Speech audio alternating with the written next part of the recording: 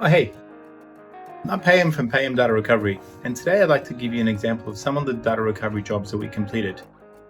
As part of a series of videos I'd like to do in future about a day in the life of a data recovery engineer. Now this is something that a lot of our customers sort of ask us and say, I have this particular problem with the hard drive, I'm sure you've never seen this one before, but can you fix this? And I actually kind of laugh and I think, well, that's actually what I do pretty much all day, every day. I see that exact same problem hundreds of times every year. So I'd like to give you some examples of the kind of cases that we see. I've just got some down here. For privacy reasons, we're trying to, I'm trying to keep my customers' job numbers and details private. But I'd like to give you some examples of drives that we recovered. Now, it's Sunday right now. We recovered these over the weekend, and we try and get it back to our customer as fast as possible. So we have a customer here that gave us a iPhone 10, and the description of what the fault was originally was the phone wasn't. So I try not to make too much noise. Last time I made a video like this, paper made a lot of noise in the microphone. They said that they were making an Apple FaceTime call, and then the phone said that it was overheating and it had to shut down, and they could never get it turned on or charge after that. And they were after all their contacts, messages, and app data, which is strange. Usually most people are after photos and videos. The good news is we copied all the data to this hard drive. Everything's been recovered from iPhone 10 this weekend. Next one we got here is a iPhone 8 Plus that our customer actually said there was no power. They said the phone is completely black and doesn't switch on and doesn't respond when you plug in a charger cable. They said they dropped the phone about a meter, it landed on its head, and there's no visible damage except for a slight crack on the screen, which there is over here, a crack. They said that they couldn't get it repaired at Apple. Apple recommended them to come to us, and they had about 7,000 photos, which we successfully recovered. Our customer gave us their own spare hard drive, and everything's been saved on here. So congratulations, this lucky girl is going to get an email from us any minute now on a Sunday to say good news, we recovered your data. This is an interesting one. We have a customer that gave us it's an empty case. Oh no, everything's going wrong here. I dropped it.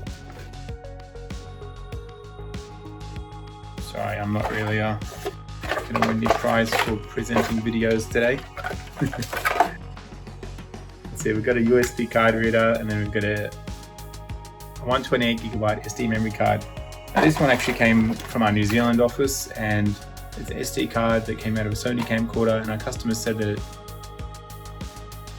they recorded some video footage and they could see the video thumbnails on the camera, but when they try and copy to the computer, it wouldn't read and they couldn't copy the files.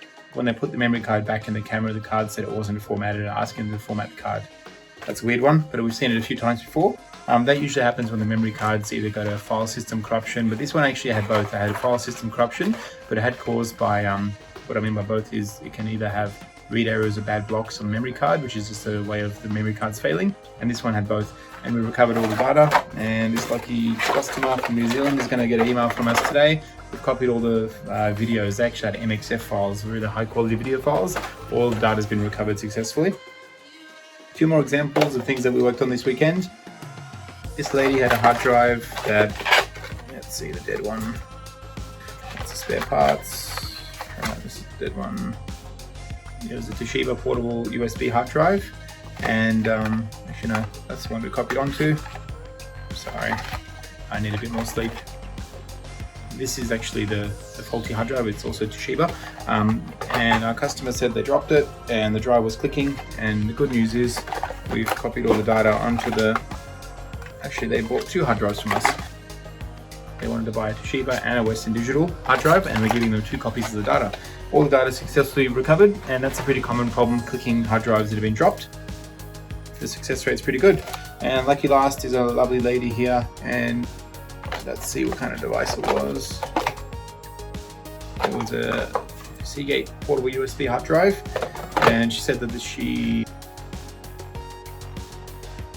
got a message when she plugged it in that the drive was not formatted, and basically she unplugged it, plugged it back in, and then it wouldn't get detected anymore. And she said she's tried on a few different computers. She said the drive is not making any ticking or clicking sounds, it just sits there. Please help, she said.